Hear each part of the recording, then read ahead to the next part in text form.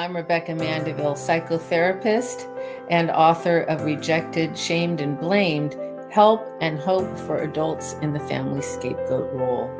And this is a follow-up video to the last video I posted called The 3 Bizarre Realities That Can Happen to Family Scapegoating Abuse Survivors. And believe me, there's more than 3. This is going to be a series that I'll be doing along with my Myths About Family Scapegoating series.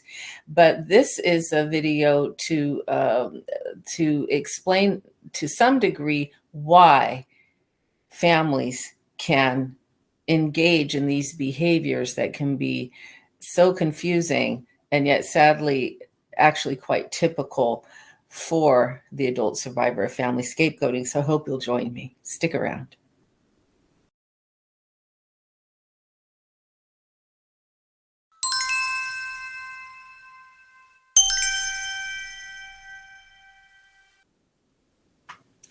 How could it be that your entire family, one or both parents if they're still alive, all your siblings, maybe cousins, aunts, uncles, could all see you in such a distorted way?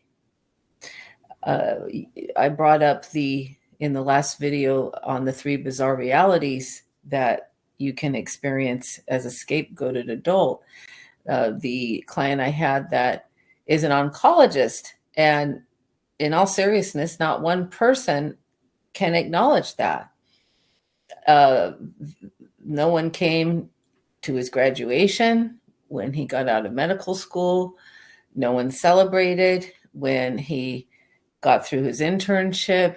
If he went to family gatherings on those rare occasions, no one asked him about his work or wanted to know about what he was doing, because he was already coded with the family scapegoat story, or what I call the family scapegoat narrative. And when you are covered in the scapegoat narrative, I liken it to being tarred and feathered. It's as if through the family projective identification process, which I'll talk about more in future videos. I do have an article about it on my blog that I'll pin to the top post here in the comments. But when a family is caught in this projection process, they're actually sharing a reality that's distorted. And unfortunately, that distorted reality will land on you like feathers. And that's why I say to be scapegoated by one's family and be, in a sense, a victim of this family projection process, you've been tarred and feathered.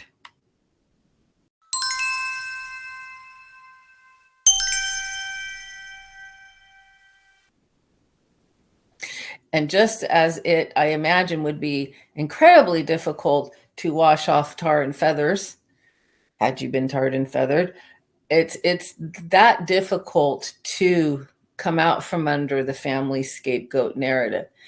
You need to remember that you're, in a sense, a human projection screen, only the human part's left out. This is a very dehumanizing process. You're not seen as a person when you are the target of the family projection process, which I mentioned last week is actually an unconscious process.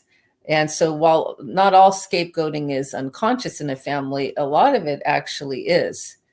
And this is an important concept that I need to do a full video on. But today I just want you to understand, well, how could a family completely ignore the fact that one of the family members is a successful doctor or an authority on a certain subject, or living a stable life in a home with a nice partner making good money, and yet they're the, pardon my language, but the F up in the family, and that can never, ever leave them. They are coded with this story that they can't wash off. And if this is happening to you, you know what I'm talking about. You walk into a room at a family gathering and you can feel it. I mean, most people tell me they can feel it, and not all of my clients identify as empaths, but they feel what I call these energy feathers, these energetic projections coming through the room and landing on them. And there's a look in someone's eye. Some people might see whispering. I've had clients overhear themselves being talked about. So and so strange, you know, she's so different. And it's painful. You know, no wonder scapegoated adults stop going to family events. Actually, that's something that may be absolutely necessary if one is to have healing from this type of family abuse.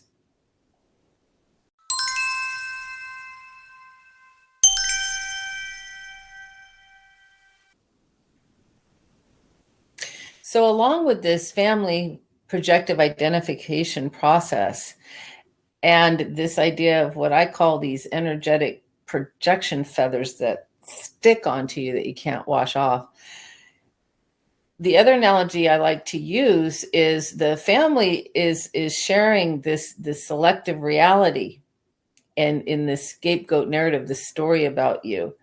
So anything that doesn't match that reality, like actually you're not a F up and you may even be quite successful and may have a stable life and done well for yourself, it doesn't match the scapegoat narrative.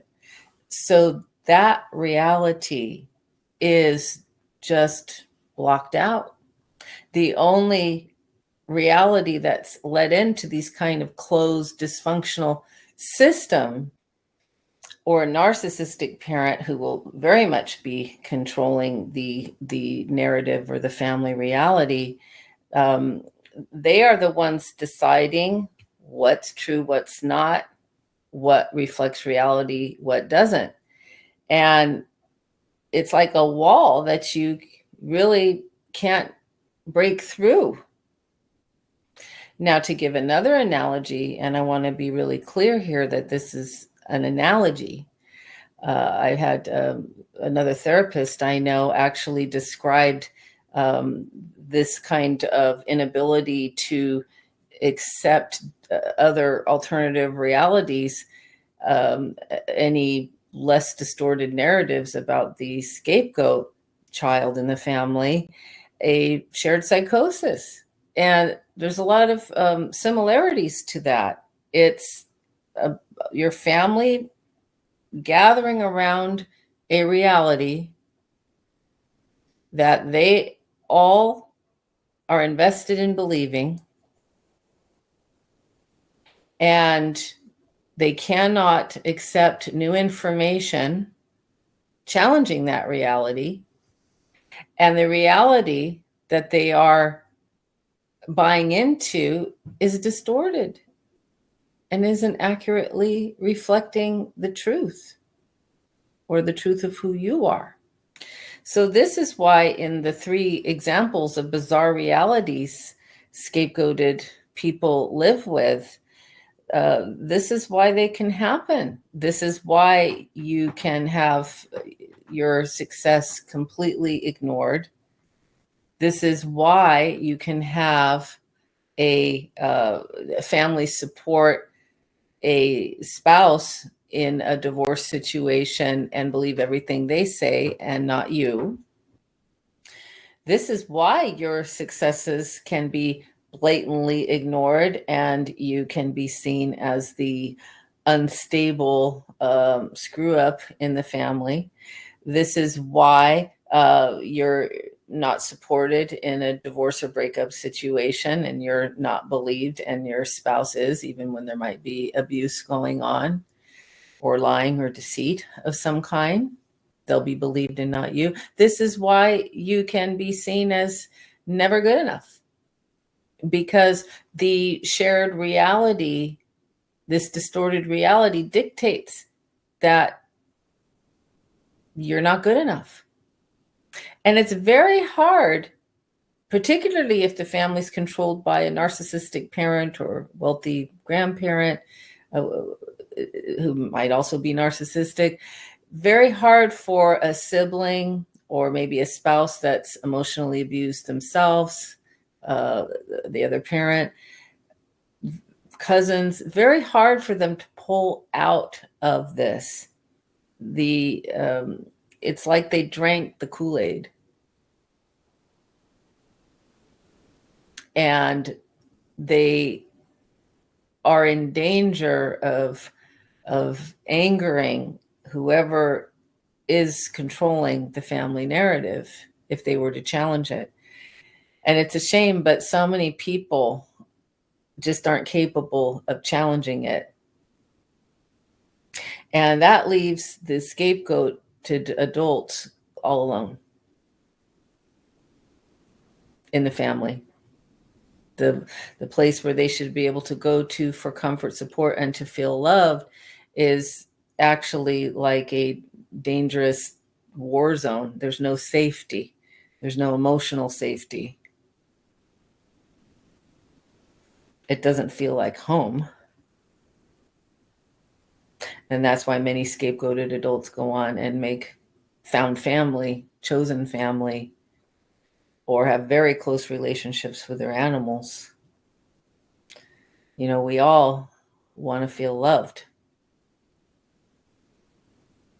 And we want to give love and have it received.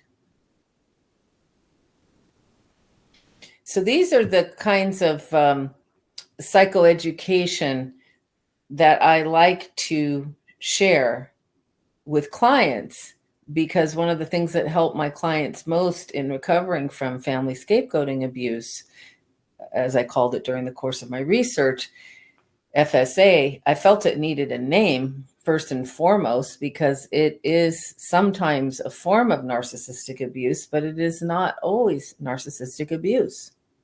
There's not always a narcissist committing the abuse. And I've had many clients tell me that just the psychoeducation alone, just starting to understand some of these concepts and some family systems concepts, was their first great step in healing. And awareness is the first step. Psychoeducation is really important. Then we need to integrate that information into our everyday lives, and then transformation can happen.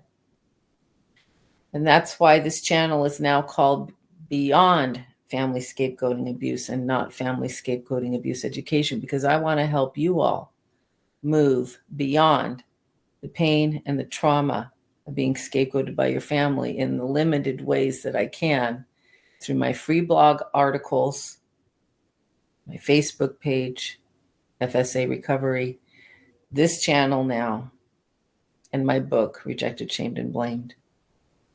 And I've been researching on this subject for years, family scapegoating specifically. And I think the research is important. And that's an important part of psychoeducation on this. And I'll be getting some of my research results out as well on this channel. Let me know the kinds of things you want to hear about from me, what topics I can cover on your behalf. Tell other people about the channel. So just know that your encouragement and your support means so much to me, and I appreciate it. And I'll look forward to seeing you soon.